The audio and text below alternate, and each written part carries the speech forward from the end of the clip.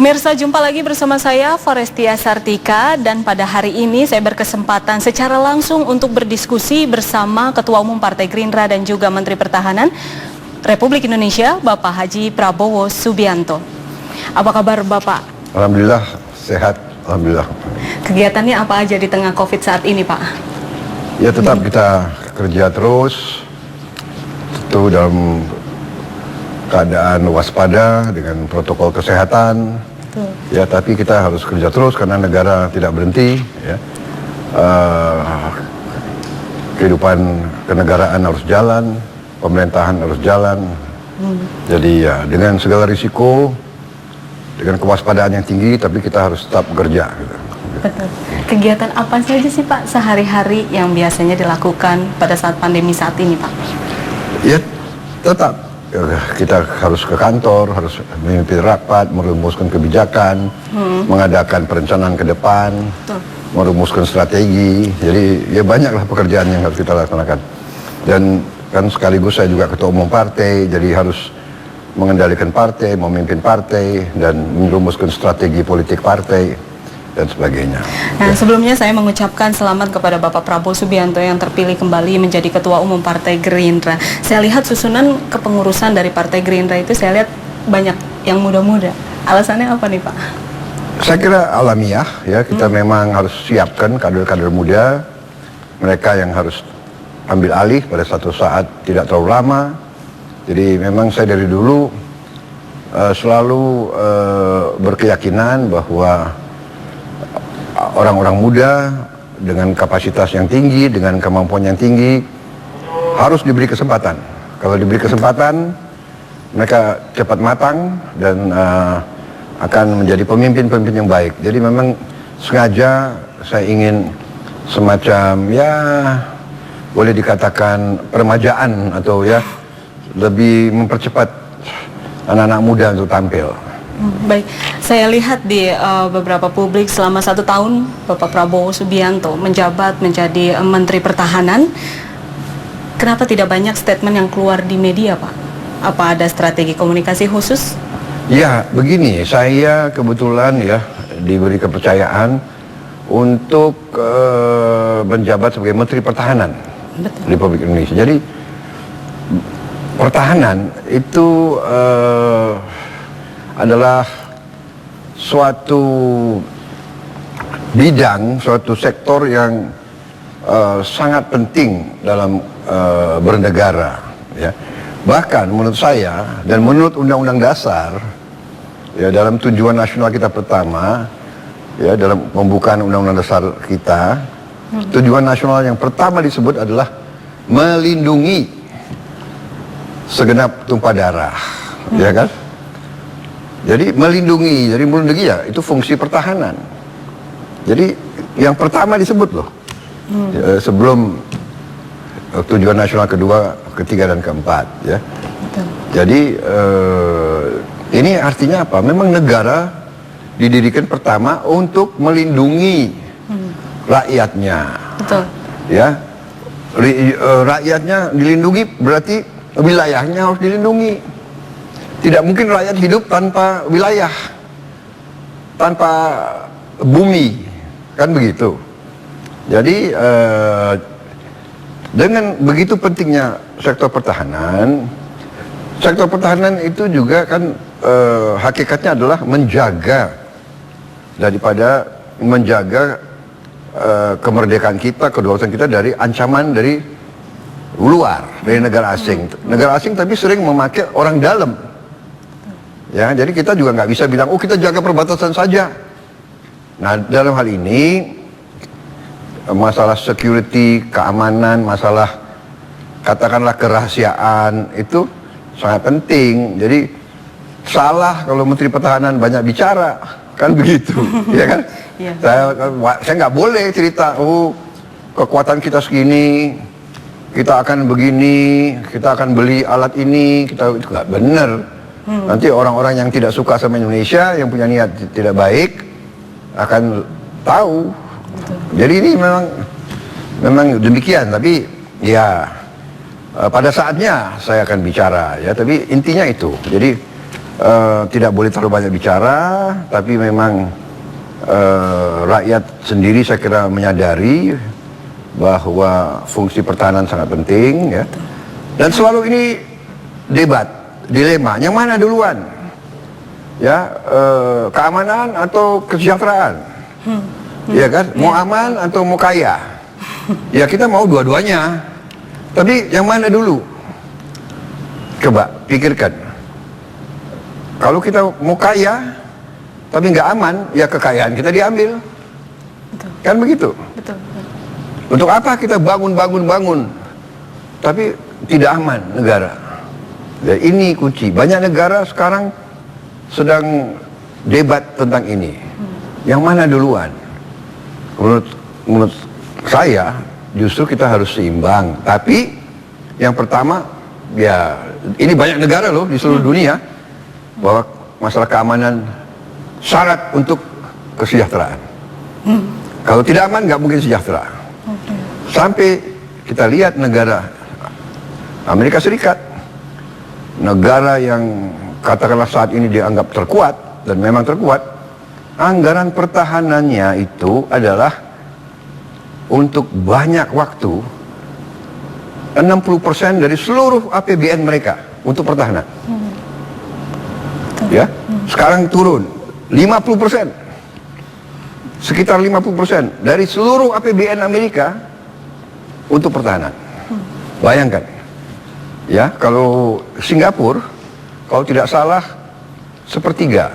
Negara yang hanya, ya negara itu kan sebesar Bogor sebetulnya kan, ya kan, jumlah penduduknya 5 juta orang, tapi mereka menilai kemerdekaan mereka, kedaulatan mereka sangat penting sehingga 30% anggaran APBN-nya 30% untuk pertahanan. Ya, kemudian dari produk nasional, produk GDP yang disebut orang, produk domestik bruto, ya, totalitas itu, mereka sudah, Singapura saja 3% dari GDP mereka. Kalau kita nggak sampai 1%. Ya, ini yang saya ingin taruh dalam konteks, ya. Yang mana duluan, security or prosperity? Menurut banyak orang, untuk apa you prosperity, you bangun, nanti ini dicuri orang, ya kan? Nanti ada pulau kita dicaplok, nanti ada lautan kita dicaplok. Kenapa? Di sekitar pulau itu banyak minyak, banyak gas, di lautan itu banyak minyak. Ini kan dibutuhkan untuk kesejahteraan rakyat. Betul. Ya, jadi ini kadang-kadang sangat sulit karena banyak orang-orang pintar di Indonesia. Waduh, untuk apa pertahanan? Ya kan? Ya, pertahanan ini syarat untuk kesejahteraan. Ya, rakyat butuh kesejahteraan, tapi rakyat juga harus butuh keamanan. Selama ini menjadi kesulitan Bapak menjadi Menteri Pertahanan itu apa, Pak? Saya kira kesulitan, tantangan itu pasti ada. Ya, memang di Indonesia ini ada budaya yang saya lihat, ya ini sudah nggak tahu dari mana menaul, terutama para birokrasi, ya dah. Kita butuh birokrasi yang baik, kita butuh birokrat, tapi ada juga sementara saya lihat yang sudah menjadi apa ya, pameo ya. Kalau di Indonesia ini, apalagi di banyak birokrasi, kalau bisa dibikin susah, kenapa dibikin gampang? Gitu. Ya kan? Kenapa kalau bisa dibikin rumit, kenapa dibikin sederhana? Ya, tapi presiden marah-marah gitu loh, ya kan? Ya kadang-kadang susah itu. Kalau Anda tanya kesulitan, ya menghadapi mental-mental semacam ini, ya kan? Jadi di depan siapa, di belakang, ya kan? Nanti Anda cari alasan, pandai-pandai itu banyak ya. Pejabat Indonesia banyak pandai mencari 200 alasan untuk mengatakan tidak, ya kan? Tidak bisa Pak, atau sulit peraturan.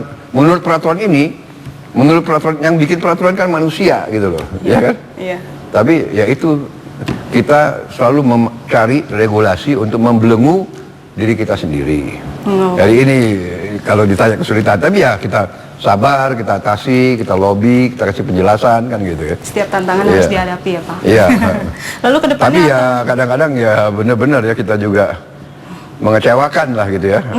Ada pejabat-pejabat yang kadang-kadang tidak berpikir bangsa gitu, berpikir hanya sektornya saja dan sebagainya. Tapi Ya. sejauh ini komunikasi dengan para menteri ataupun para pejabat yang Para menteri baik, baik saja. ya baik. Tapi juga saya kira mereka juga menghadapi gitu, ya kan. Lalu dari Kementerian Pertahanan sendiri ke depannya atau yang paling dekat sekali apa yang akan Bapak lakukan dari menteri? Yang paling karena kita kan diberi kepercayaan anggaran yang cukup besar ya Betul. oleh negara. Yang saya ingin tertipkan adalah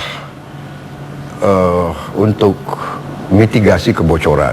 Mitigasi. Ya, jangan sampai kebocoran itu berlanjut, apalagi melebar atau menambah. Ini kadang-kadang ya itu yang fokus saya gitu. Jadi dalam pembelanjaan, pembelian alutsista, alat-alat utama, alat-alat sistem pertahanan, saya ingin harga yang terbaik, harga yang paling murah, tapi kualitas paling tinggi. Ya kan, ini selalu perjuangan saya. Jadi dan itulah yang membuat saya harus banyak keliling ke luar negeri karena kita banyak tergantung teknologi masih banyak dari luar. Kita ingin kembangkan, presiden terus ingin kembangkan industri dalam negeri, ini terus kita push, tapi sementara kita masih butuh sebagian dari luar. Nah, untuk beli teknologi militer dari luar harus ada izin dari pemerintah, nggak bisa kita langsung ke pabriknya. Karena itu kita harus datang ke pemerintah, saya harus datang ke Menteri Pertahanan negara-negara itu, kulo nuwun, sowan, minta izin kan gitu. Dan kalau mereka baik sama kita, mereka memandang Indonesia bersahabat, baru kita harus bikin perjanjian, ya kan? Perjanjian kerjasama pertahanan, Defense Cooperation Agreement. Dari situ baru kita bisa negosiasi sama pabrik-pabrik. Nah, jadi ya kadang-kadang itu ya kadang-kadang capek harus datangi semua negara, ya kan, untuk mendapat izin boleh atau tidak membeli. Kadang-kadang dia nggak mau kasih. Negara ini dia mau kasih, negara ini tidak boleh. Jadi ada tingkat-tingkatannya. Karena itu persahabatan, diplomasi itu sangat penting. Jadi ya itulah langkah-langkah yang kita harus lakukan ke depan itu. Ya. Sejauh ini kan Bapak berkunjung ke beberapa negara untuk menjalin hubungan diplomasi bersama beberapa negara. Ya. Bagaimana Pak? Apakah ada perkembangannya? Ya, alhamdulillah ya, alhamdulillah. Memang Indonesia kan menganut politik bebas aktif. Betul. Kita tidak mau terlibat dalam aliansi-aliansi. Kita mau bersahabat sama semua negara, ya kan? Saya sering mengatakan politik kita adalah 1000 kawan terlalu sedikit, 1 musuh terlalu banyak. Ya. Jadi ini positif. Jadi kita baik sama semua, tapi tentunya ada tantangan juga ya. Kalau orang yang tidak punya aliansi kan berarti tidak mau masuk ke suatu ikatan sekutu. Kalau tidak ada ikatan sekutu berarti kalau kita diancam atau kita mau diganggu, kita harus tergantung pada diri kita sendiri. Kalau negara lain, negara kecil kan dia bikin sekutu, jadi kalau dia diancam serang, oh dia bisa dapat perlindungan. Ya kita hanya bisa percaya dengan kekuatan kita sendiri. Kita harus berdiri di atas kaki kita sendiri. Karena itu, selalu argumen saya adalah Indonesia harus jadi negara kuat dalam segi pertahanannya. Bapak kemarin kan juga ada pemberitaan bahwa Bapak baru saja mendapatkan visa Amerika Serikat. Pendapat Bapak gimana Pak? Ya, Amerika negara penting, saya diundang, ya saya harus memenuhi undangan tersebut. Betul. Iya kan? Iya, walaupun perjalanan jauh, sekarang pandemi COVID, tapi ya tetap kita hormati, saya menghadap presiden, saya lapor presiden, Pak, saya dapat undangan dari Amerika Serikat, presiden mengatakan, ya harus berangkat. Ya, siap. Harus kita berangkat. Iya, Pak. Lalu tugas untuk ketahanan pangan mengenai food estate, Bapak juga kan diberi kepercayaan untuk mengenai food estate ini sendiri. Seperti apa konsep dan arahan dari Bapak Presiden sendiri, Pak? Ya, jadi begini ya, memang masalah pangan itu masalah strategis. Karena pangan itu ya sumber kehidupan. Jadi untuk apa kita negara merdeka kalau rakyat kita nggak bisa makan? Betul. Kan begitu. Jadi makanya pangan itu sering disebut sebagai senjata. Food is weapon. Food is a weapon and food as a weapon.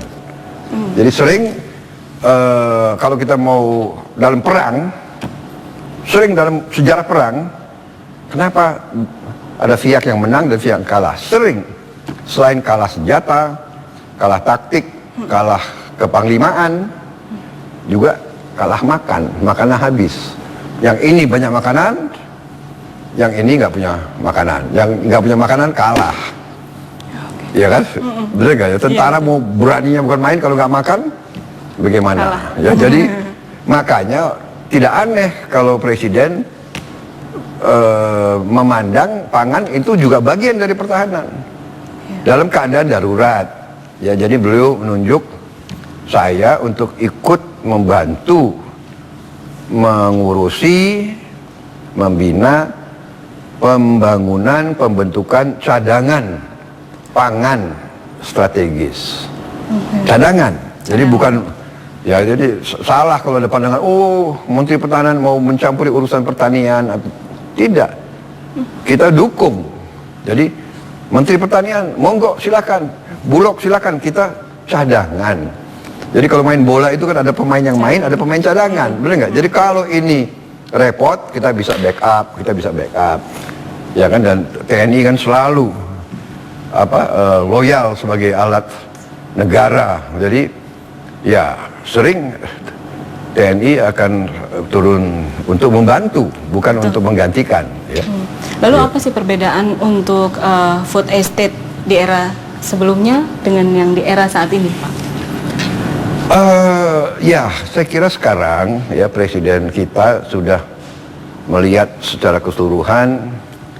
Beliau juga dapat katakanlah warning dari PBB, FAO bahwa tahun 21 ini cuaca mungkin tidak stabil, mungkin ada kemarau panjang, berarti bisa ada kelangkaan pangan di kawasan tertentu di Asia Tenggara. Untuk itu beliau sudah jauh ke depan ingin menyiapkan suatu cadangan pangan, dan tekniknya atau caranya adalah untuk membuat food estate, kawasan yang cukup besar supaya ada economy of scale, efisien, modern, teknologi di tempat-tempat yang sedikit penduduk, mungkin di bekas hutan-hutan yang rusak, kita rubah jadi kawasan produktif.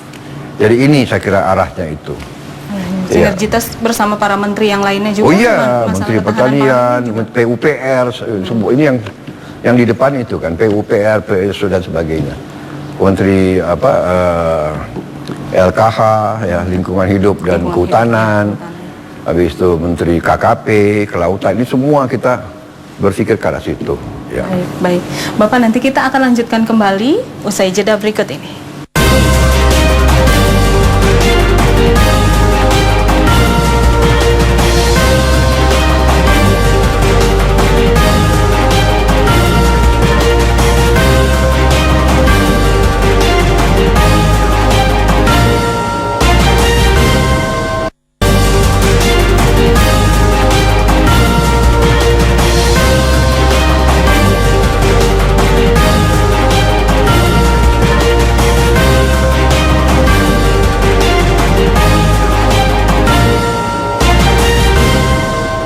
Pemirsa, masih bersama saya Forestia Sartika bersama Bapak Haji Prabowo Subianto. Bapak, kalau ditanya, dikasih dua pilihan, kopi apa nasi goreng, Bapak pilih yang mana? Nasi goreng dulu baru minum kopi. Artinya pilih keduanya ya. Alasannya apa? Kenapa nasi goreng dulu? Nasi goreng saya dari kecil saya suka nasi goreng. Nasi goreng. Tapi saya kurangi sekarang. Saya mau ya kadang nggak terlalu sehat kalau terlalu banyak. Iya, betul sekali. Pak, kita lanjutkan kembali ya. Banyak yang beranggapan setelah masuk ke pemerintahan pada saat ini dan Bapak menjabat menjadi Menteri Pertahanan Republik Indonesia, kenapa tidak lantam lagi seperti dulu, Pak? Lantang, jadi begini,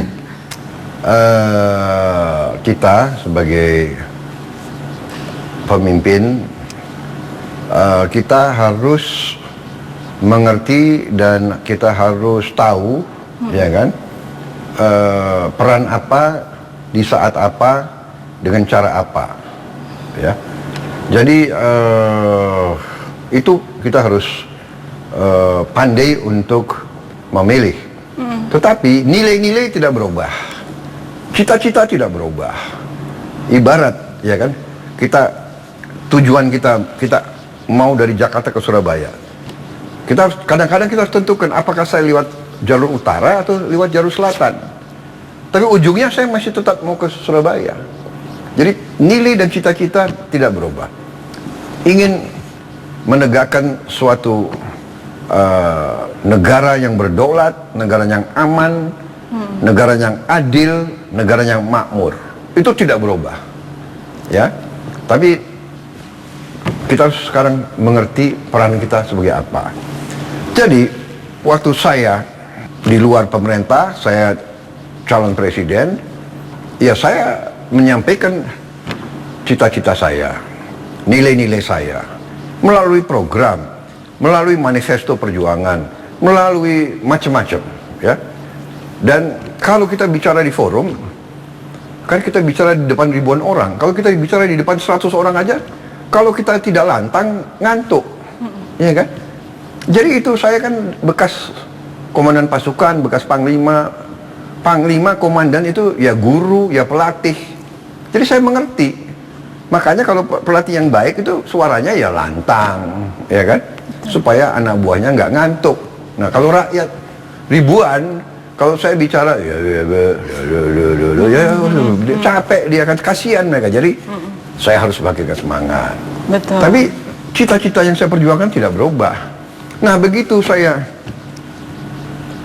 memutuskan bahwa demi kepentingan bangsa dan negara, supaya Indonesia kuat, kita harus ada ketenangan, kita harus ada stabilitas, kita harus ada persatuan, kita harus ada kerukunan, ya kan? Karena negara kita sudah dari zaman dahulu, ratusan tahun sebelum kita punya Republik Indonesia, Nusantara ini ratusan tahun kita diganggu.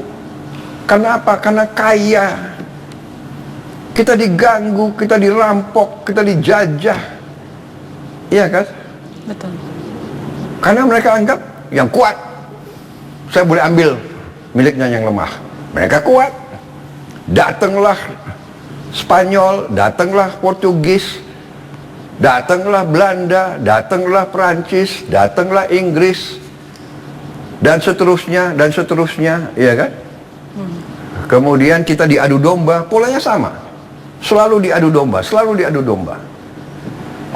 Jadi, setelah saya pelajari sejarah ini, saya bilang oke, sebagai pemimpin kita harus tahu.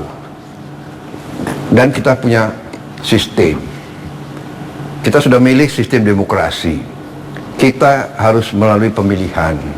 Kita minta kekuasaan, kita minta mandat dari rakyat, kita minta dari rakyat melalui pemilihan. Kita tidak puas kadang-kadang, kita kecewa kadang-kadang, kita menganggap sistem tidak baik, ada kecurangan. Ya marilah kita perbaiki bersama. Jadi waktu itu saya demi kepentingan nasional dan keyakinan saya bahwa saya bisa kerjasama dengan Pak Jokowi. Saya kenal beliau lama, kita rival. Tapi Anda perhatikan, dalam debat pun kita saling menghormati, kita saling bercanda, kita saling, benar nggak? Untuk memberi kesan kita ini saudara, kita rival, tapi kita ini bukan musuh, bukan. Kita kadang-kadang sedih, kita lihat contoh di negara lain ya, debat itu ya kan sampai sudah tidak sopan dan tidak apa. Jadi budaya Indonesia lain. Ada beberapa rekan saya, ada beberapa pendukung saya yang sempat kecewa sama saya. Betul. Oh, kenapa Bapak kok? Ya, tapi pribadi saya ya seperti itu. Jangan kamu dikte saya. Saya memang banyak orang anggap saya keras dan sebagainya. Ya, tapi saya juga merasa bahwa pemimpin itu harus memberi citra kesejukan dari dulu saya. Ya. Nah, jadi waktu itu saya lihat dan saya putuskan, oke, kita rekonsiliasi, kita gabung dan kita kasih kesempatan Pak Jokowi untuk memimpin. Di awalnya saya sebenarnya tidak berharap jabatan apa saja, ya kan? Saya bilang saya pengen istirahat dari dulu, dari usia muda sampai sekarang, ya kan saya belum pernah cuti, belum pernah istirahat. Tapi akhirnya demi kepentingan nasional saya diminta masuk dan saya bilang oke, kalau saya masuk, saya merasa bahwa saya mengerti bidang pertahanan, ya kan? Saya mengerti, saya paham, saya kuasai. Dan akhirnya beliau beri saya kehormatan, kepercayaan, saya menjadi Menteri Pertahanan.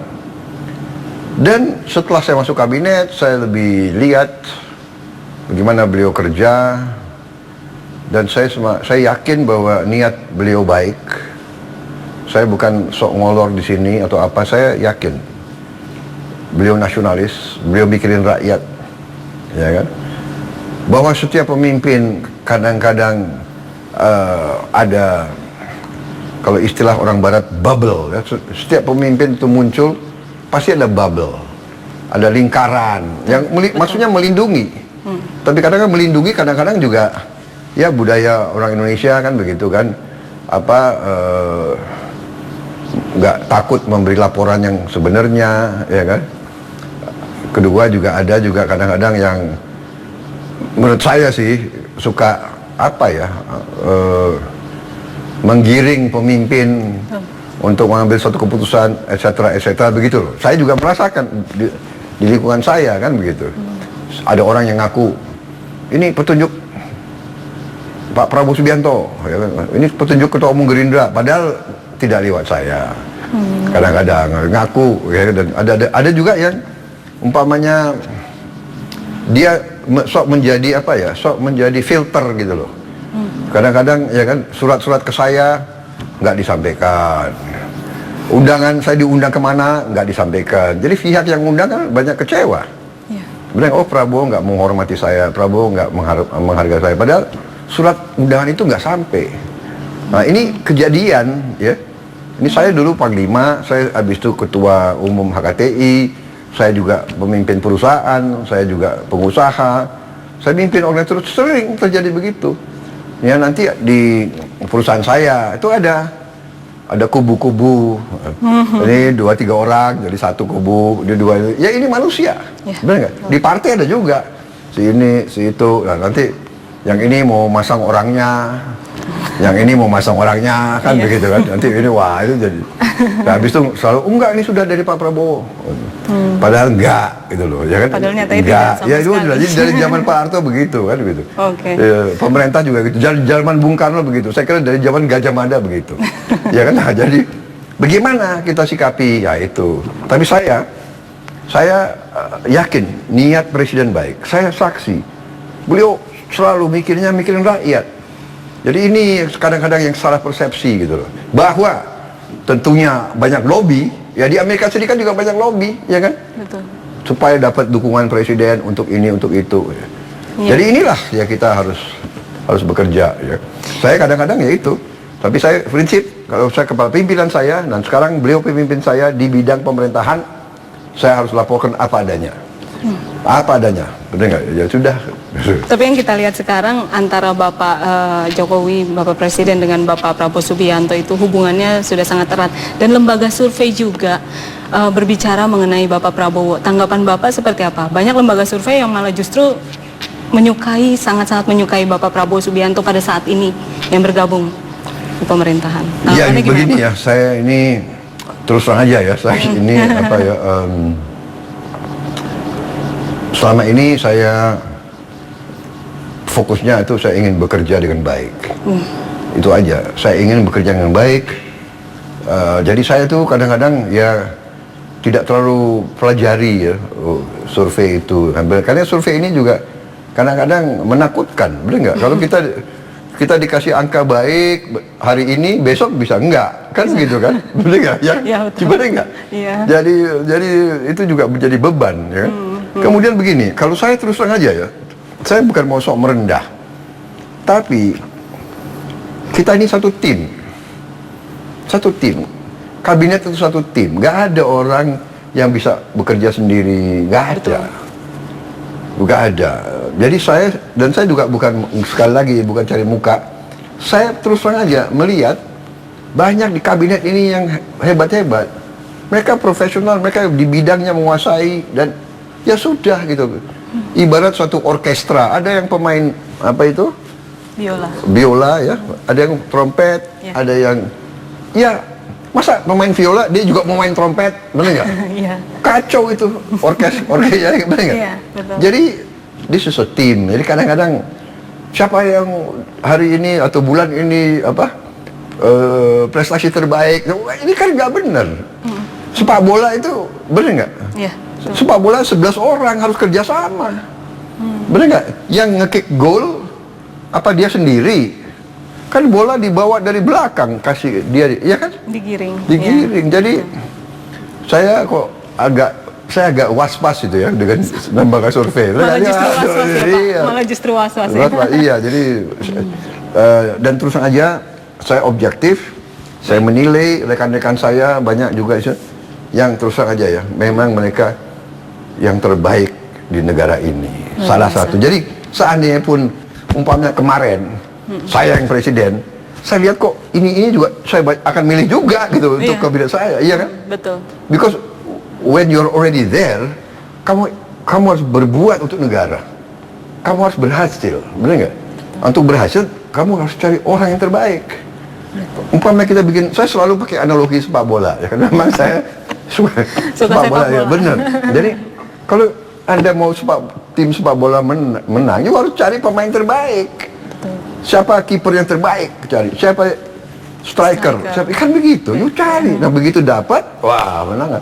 Masa kak, saya mau ponaan saya, padahal dia nggak bisa main bola, bener nggak? Ya, sama itu prinsipnya. Jadi saya lihat banyak yang dipilih Pak Jokowi itu memang kalau saya jadi presiden, bahkan saya juga mau milih dia juga gitu loh, dalam hati gitu loh. Iya kan? Kita mengulang kembali bahwa Bapak mempunyai cita-cita yang sangat besar, yaitu rakyat dan rakyat, kesejahteraan rakyat, seluruhnya untuk rakyat gitu. Kalau kita melihat kemarin, Bapak pasti melihat kejadian kemarin mengenai RUU Cipta Kerja, kemarin para buruh mahasiswa turun ke jalan. Iya. Bagaimana tanggapan Bapak? Ya, jadi saya kira begini, ya, para pemimpin buruh, mereka punya kewajiban untuk membela kepentingan buruh. Dan kita menyadari sekarang bahwa negara dalam keadaan susah, ya. Ini sekarang ini pandemi COVID-19 ini sangat berbahaya. Ini wabah dunia. Ini katakanlah menggoncangkan ekonomi dunia. Betul. PHK itu di mana-mana seluruh dunia, ya kan? Jadi saya paham bahwa buruh merasa paling terkena dan mereka korban daripada ini semua. Tapi niat pimpinan, presiden, niat pemerintah justru ingin segera mengatasi ini, ya. Dan untuk mengatasi ini dicarilah semua upaya dan kiat untuk mengurangi hambatan-hambatan yang bisa membuat lambat kebangkitan ekonomi. Ya kan? Dengan COVID-19 ini terjadi penurunan drastis di bidang pariwisata. Betul. Iya kan? Pariwisata. Berarti berapa karyawan hotel yang terancam atau sudah PHK, dan di mana-mana tuh. Kemudian perusahaan-perusahaan jasa lainnya, jasa angkutan, kemudian permintaan juga turun. Kemudian ini semua jadi satu, bukan hanya kepada kita. Negara lain sangat parah. Tapi memang buruh itu korban. Dan kita memahami ini. Ya kan, jadi ini kadang-kadang suatu dilema, ya kan, katakanlah buah si malakama. Kita mau bantu buruh sekarang, dan semua yang sulit tidak hanya buruh. Ada orang yang tidak di pabrik kerja, dia kerja seharian, tukang gunting rambut. Gunting rambut. Ada tukang kaki lima, soto dan sebagainya. Ya kan, dengan UMKM. COVID orang takut, banyak yang nggak belanja. Mereka gimana seharian? Siapa yang melindungi mereka? Semua terkena. Nah, presiden itu selalu membela rakyat kecil. Jadi kalau kita lihat stimulus semua itu kan maksudnya itu. Nah, kita mengakui presiden juga marah. Beberapa pejabat dan beberapa birokrat yang tadi saya singgung tidak tanggap bahwa ini keadaan darurat. Jadi mereka itu kerja mungkin as if situasi biasa, ya kan? Jadi banyak bantuan-bantuan itu kurang cepat sampai, ya kan? Jadi banyak sekarang ini yang kemarin demo itu belum baca hasil Omnibus Law itu. Dan banyak hoax, Ya. banyak hoax di mana-mana. Seolah ini nggak ada, itu nggak ada, dikurangi. Dan saya ingin memberi peringatan, hoax ini berarti ada yang ingin menciptakan kekacauan. Betul. Nah, ya kan? Dan saya punya suatu keyakinan ini justru berasal dari luar negeri. Ada kekuatan-kekuatan asing. Ada negara-negara tertentu di dunia yang tidak pernah suka Indonesia aman dan maju.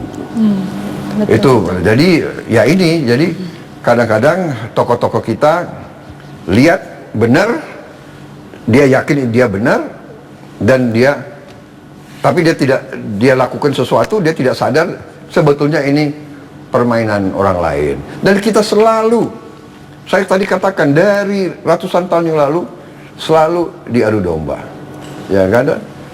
Undang-undang Cipta Kerja tidak hanya tentang itu, tapi beberapa 11 kalau ya, ada 11 klaster. Ya. Ada penyederhanaan perizinan tanah. Betul. Ada juga persyaratan investasi yang juga dimudahkan, ketenaga kerjaan. Nah, ini kemudahan dan perlindungan UMKM sekarang. Jadi koperasi cukup kalau tidak salah 9 orang. Dan tidak perlu ada izin, hanya pemberitahuan saja.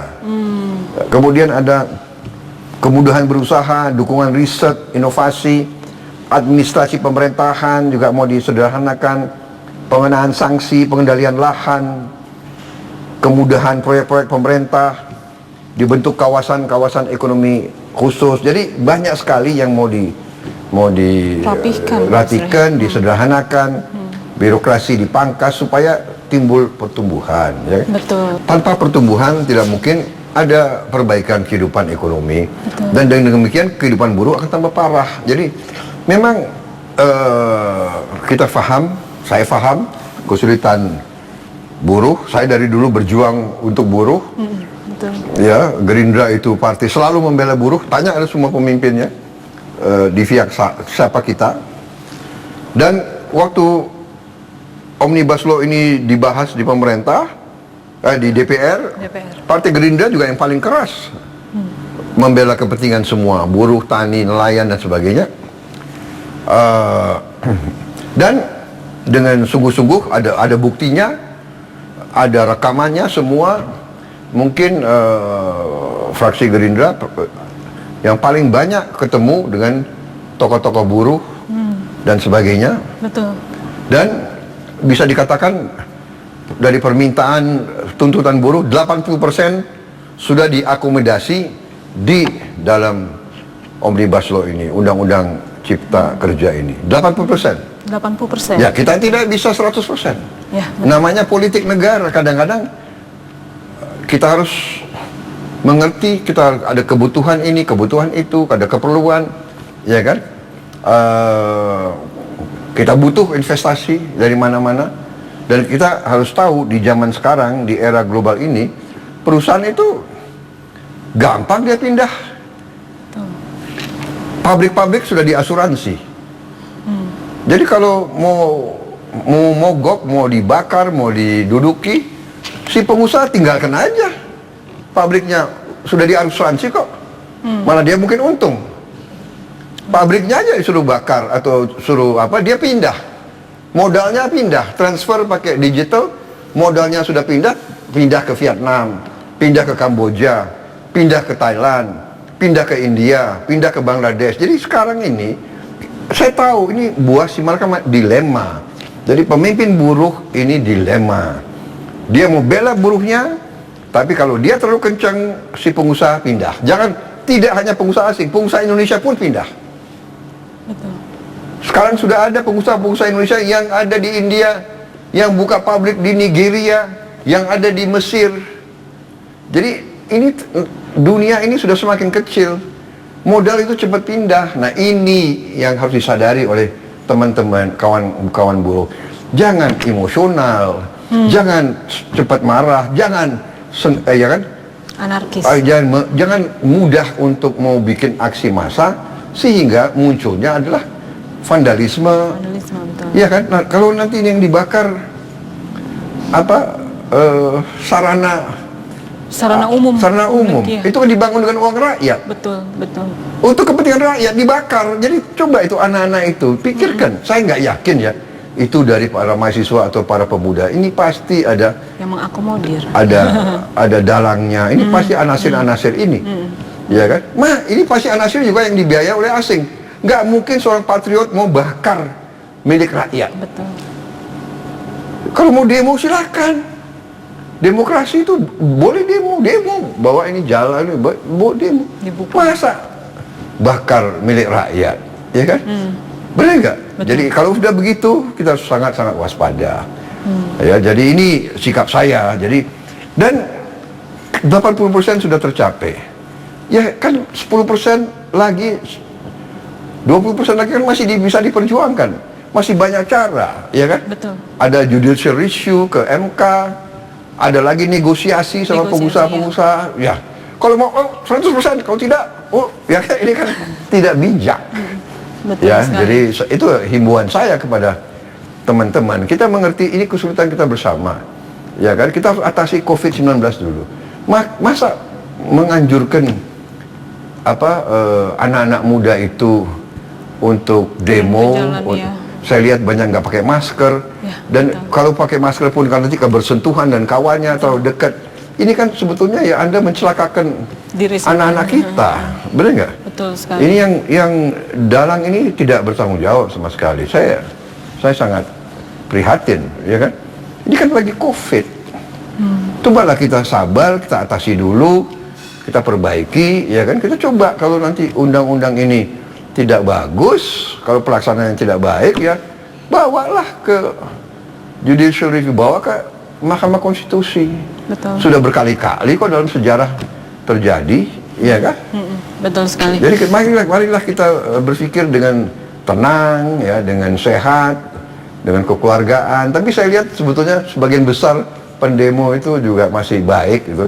Kemarin saya juga agak terperangkap dengan masa Kerumunan massa, iya, ya. tapi mereka buka jalan, ya masih banyak yang apa itu? Masih bisa Iya, jalan lalu lalang. Iya, dada ke betul. saya, jadi iya kan, mungkin dia lihat mobil saya, ya kan, ada, wah, bahkan anak-anak itu ada juga yang hormat, bila jadi Ada juga yang saya hormat. kira mereka itu niatnya baik itu anak-anak tuh ya, tapi ada yang panas-panasin ya. Betul sekali. Nah, dengan Gerindra mendukung secara penuh dengan rancangan Undang-Undang Omnibus Law ini, apakah Bapak ada arahan khusus kepada pimpinan Gerindra? Ya, jadi gini, kita mendukung, tapi kan kita juga menyaring. Tidak kita dukung begitu, Anda boleh tanya, ya kan? Jadi banyak sekali juga kita kurangi yang terlalu liberal, ya kan? Jadi memang banyak kalangan kita juga yang masih gandrung dengan liberalisme gitu loh, ya. Misalkan tiap kesulitan diatasi dengan liberal, tiap itu liberal, ya kan? Ya, saya agak berbeda dengan itu. Ya, kita tidak perlu terlalu, ya kan, liberalistis, ya kan? Betul. Kita juga perlu pemerintah yang arahkan, yang driven gitu loh. Ya. Betul sekali. Kita punya kekuatan kok, negara kita sangat kuat, tapi memang kita punya kelemahan juga, ya kan? Nah, ini kita tutup kelemahan kita, baru kita nanti bangkit. Baik Bapak, kita akan komersial break berikut ini.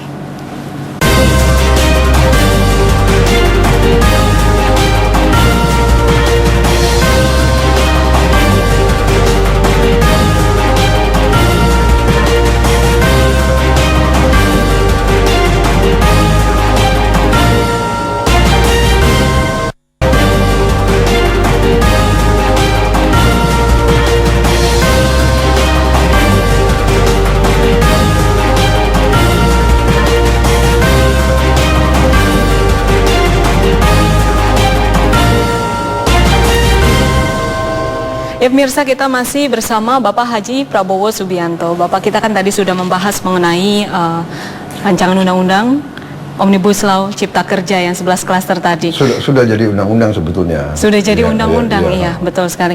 Nah, terkait undang-undang Cipta Kerja khususnya di klaster ketenaga kerjaan, terdapat 12 poin penolakan dari para buruh, salah satunya tentang isu upah minimum. Bagaimana tanggapan Bapak itu? Ya kan ada hoax bahwa upah minimum dihapus, itu dibaca dong, ya kan tidak seperti itu, Betul, ya kan? betul. Jadi dibaca telitinya itu, jadi ada memang tentang pesangon, ya kan? Tapi pelaksananya juga nanti kan bisa dinego dengan perusahaan-perusahaan itu, ya kan?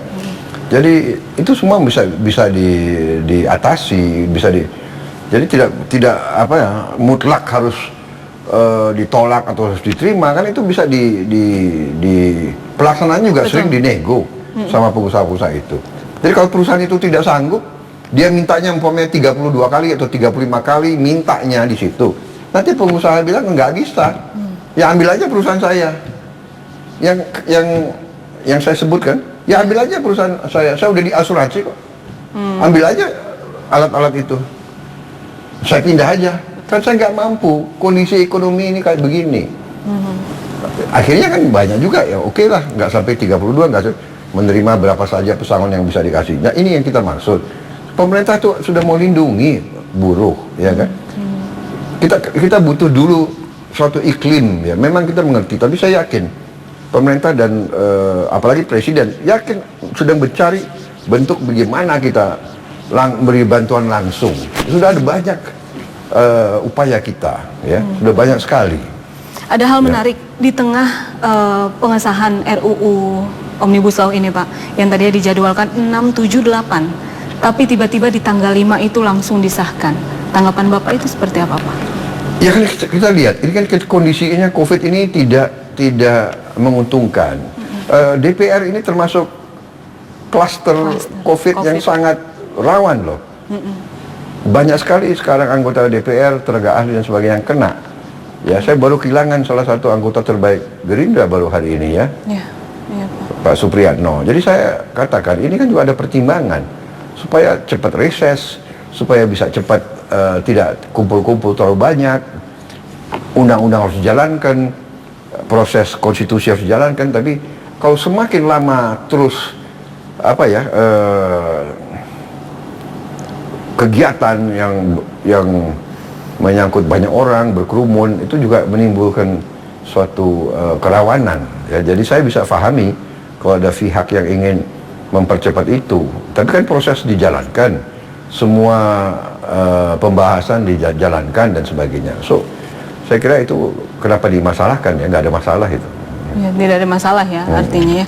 Dalam pandangan akhirnya di DPR fraksi Gerindra harus realistis dan mengambil kebijakan yang tepat meskipun bisa saja tidak populis nih Pak. Dengan tujuan agar Undang-Undang Cipta Kerja ini dapat memperbaiki iklim berusaha dengan sistem perizinan yang akuntabel. Lalu apa arahan Bapak Prabowo kepada pimpinan fraksi Gerindra terkait hal tersebut Pak? Iya, saya dari awal saya beri arahan Undang-Undang Cipta Kerja Omnibus Law ini harus teliti pasal demi pasal, klaster demi klaster, dan kepentingan nasional, kepentingan rakyat selalu utama.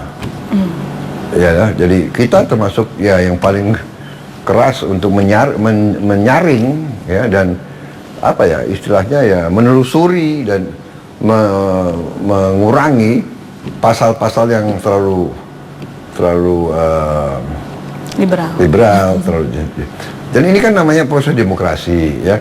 Jadi saya yakin ada banyak pengusaha yang lobby ya kan, dan pengusaha itu mungkin banyak teman di dalam pemerintah juga. Jadi ini wajar lah.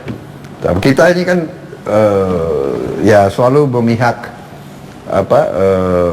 rakyat dan mungkin banyak yang kesel sama kita. Jadi sekarang seolah Gerindra tidak mendukung rakyat. Enggak, kita mendukung rakyat tapi melalui cara yang kita pilih dengan nilai-nilai yang sama. Kita di dalam pemerintahan tetap kita berjuang di dalam pemerintahan, ya kan? Jadi kita mengimbangi supaya tetap dalam nilai koridor yang kita harapkan. Dan saya katakan bahwa saya yakin dan percaya bahwa Presiden Jokowi hatinya utamanya adalah selalu mikirin bangsa dan rakyat. Karena itulah saya mau kerjasama. Betul. Ya kan, kalau saya lihat, waduh, beliau kurang nasionalis, dan untuk apa? Kan begitu. Baik. Ya kan? Ini pertanyaan terakhir. Harapan Bapak sebagai Menteri Pertahanan untuk ketahanan Indonesia sendiri dan untuk rakyat di seluruh Indonesia, itu apa, Pak? Iya, jadi fokus saya, perhatian saya adalah memperkuat pertahanan Indonesia supaya kita aman, kita tidak diganggu pihak lain. Karena saya belajar dan saya perhatikan sejarah ke belakang, sedikit-sedikit ada gangguan dari luar, ya kan? Sedikit-sedikit ada gangguan dari luar. Mereka takut sama Indonesia. Satu takut dan iri. Indonesia ini besar. Kita sebesar Eropa, wilayah kita. Tanah dan air kita sebesar Eropa. Eropa itu 27 negara. 27 atau sudah 28 ya? Pokoknya kalau nggak 27, 28 negara. Kita di satu negara. Mereka punya 27 parlemen. Mereka punya 27 angkatan perang. Mereka punya 27 kepala negara, kita satu. Luas. Kita ini sekarang ekonomi ke-15 di dunia. Dari 200 negara, ekonomi kita ke-15 di dunia. Ya kan? Dan diramalkan kita akan jadi ekonomi ke-5, ekonomi ke-6 atau ke-5 dalam berapa tahun yang lagi. Bahwa masih ada ketidakadilan, yes, ini sedang kita perjuangkan. Iya kan? Bahwa sumber alam kita banyak dicuri, yes, ini harus kita amankan. Jadi kalau Anda tanya, fokus saya pertahanan harus kuat. Ini berbeda karena ada banyak juga tokoh Indonesia yang mengatakan, oh, dalam 25 tahun nggak akan ada perang, tidak ada invasi. Ya kan? Loh, ini sangat rawan. Itu saya koreksi, ya kan? Saya koreksi dengan bukti-bukti bahwa bahwa ini tidak benar, ya. Kita tidak boleh mengatakan tidak akan terjadi perang. Itu sama dengan saya mau berangkat ke Bandung. Sebelum saya berangkat ke Bandung, saya katakan kemana-mana, saya ke Bandung naik mobil dan tidak akan terjadi kecelakaan. Loh, namanya saja kecelakaan, benar nggak? Kok saya bisa? Saya berharap tidak akan terjadi kecelakaan.